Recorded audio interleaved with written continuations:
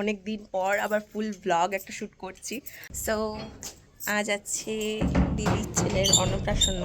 আজকের লুকটা এরকম কিছুটা আমি ক্রিয়েট করেছি। সো কেমন লাগছে একটু জানিও অবশ্যই। আর গিয়ে পরে কী করছি না করছি সবটাই তোমাদের সাথে শেয়ার করছি, সাথে থেকে পাশে থেকে। তারপরেই বাড়ি থেকে বেরিয়ে টোটো চেপে পড়েছি। আর যাওয়ার পথে একটা সুন্দর দৃশ্য যেটা তোমাদের সাথে শেয়ার না করে আমি থাকতে পারলাম না। সেটা হচ্ছে রানীগঞ্জের বিখ্যাত খাটুশ্যাম বাবার মন্দির। খাটুশ্যামের দর্শন করে পৌঁছে গেলাম দিদির বাড়িতে। আর সব আয়োজনটা যেহেতু ছাদের ওপরে হয়েছিল, তাই সবাই কিন্তু সেই সময় মতো ঠিক টাইম মতো অলমোস্ট সবাই চলে এসেছিল। আমরা একটু লেট হয়ে পৌঁছেছিলাম। আর ডেকোরেশনটা কেমন হয়েছে একটু জানিও। কারণ আমার দাদা নিজের হাতে সম্পূর্ণটা সাজিয়েছে। আর খাওয়ার ডেকোরেশনের জায়গা ছিলাম আমি। কেমন হয়েছে অবশ্যই জানিও। প্রথমবার সাজাচ্ছি নিজের মনের মতো করে, নিজের মতো করে। এগুলো স্পেশাল ডেকে স্পেশাল করে তোলার জন্য। আর খাওয়ার মেনুতে ছিল মাছের মুড়ো ভাজা, ডাল, আলু পোস্ত, মাছের ঝাল, পায়েস, 2 রকম মিষ্টি, 6 রকমের ভাজা, ভাত, লুচি, চাটনি। আর এই যে চলে এসছে আমাদের আজকে স্পেশাল ডের স্পেশাল ব্যক্তি, অর্থাৎ আমার গুলু সোনা। ওকে যতটা দেখতে শান্ত সৃষ্ট লাগছে, একেবারেই ততটা নয়। খুব দুষ্টু ও। আর জামা কাপড় পরার সময় ভীষণ দুষ্টুমি করছিল, একেবারেই পরতে চায়নি। আর সময় যেহেতু হয়ে এসেছিল, সেই জন্য অন্নপ্রাশনের পর্বটাও শুরু হয়ে গেছিলো ততক্ষণ পর্যন্ত। আর এখানে যেহেতু অন্নপ্রাশনের দিনে প্রথমের যে ভাতটা খাওয়ানো হয়, অন্নটা, সেটা বড় মামার হাতে খাওয়ানো হয়। সেই জন্য দাদাই প্রথম ভাতটা খাওয়াচ্ছিল। যেহেতু দাদা আমাদের বাড়ির সবথেকে বড় ছেলে, সেই জন্য দাদার পাশেই বসে আছে আমার বৌদি। আর দাদা এখানে গুলুকে একটা সোনার আংটি দিয়ে আশীর্বাদ করলো। অবশ্যই আশীর্বাদই সবথেকে বেশি ইম্পর্টেন্ট, সোনার আংটি বা সোনার গিফটস বা অন্যান্য গিফটসের তুলনায়। আর এখানে পরপর কিন্তু সব মামারাই একের পর এক খাইয়েছিল, ওরও প্রচুর মামা আছে। তারপরে বাড়ির সবাই তো খাওয়াচ্ছিলই, যারা এসেছিল তারাও খাওয়াচ্ছিল। আর একটা ছোট্ট একটা রিচুয়াল হয়, সেই রিচুয়ালে হয়ে থাকে পেন, খাতা, টাকা পয়সা, চালের মধ্যে বাচ্চাকে কিছু একটা চয়েস করতে হয়। এখানে যেমন গুলু খাতা ধরেছিল।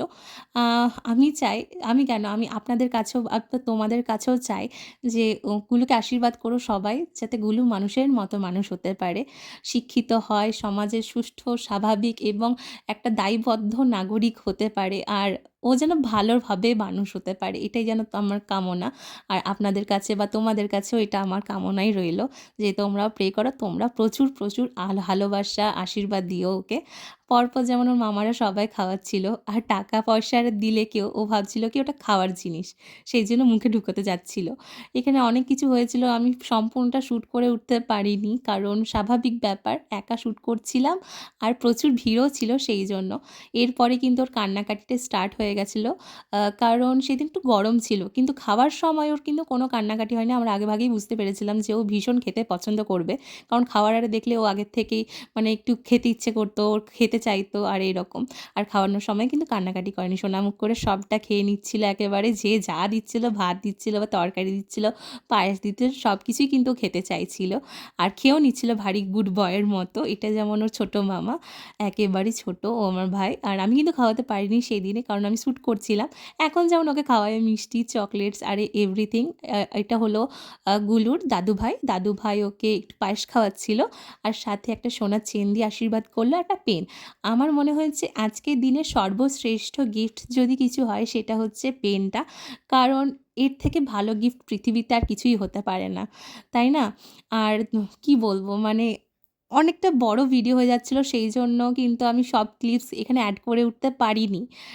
তারপরে আমার এখানে একটা শর্টসও এসছে, যেটা খাওয়ার ভ্লগ, যেটা খাওয়ার মেনুতে ছিল, বা আমি লাঞ্চে কী খেয়েছি না খেয়েছি তোমরা গিয়ে দেখে আসতে পারো। ভ্লগটা আমার ইউটিউব চ্যানেলে পোস্ট আছে। আর অবশ্যই অনেক অনেক সাপোর্ট করো, ভালোবাসা দিও, এইভাবেই পাশে থেকো। আর এখানে যেমন ওর দাদাভাই দিদিভাইরা একটা বড় বক্স দিয়েছিল, বক্সের মধ্যে ছিল চকলেটস, একটু চিপস আর এইসব। আর খাওয়ার জায়গাতে যেমন এই পুচু সোনা আমার বসেছিল, ও খাওয়ার জন্য কিন্তু একেবারেই বসেনি। ও একটু গল্প করার জন্য বসেছিল আর একটু বিরক্ত করার জন্য বসেছিল, এর থেকে বেশি কিছু না। ও খেতে ভারী পছন্দ করে না।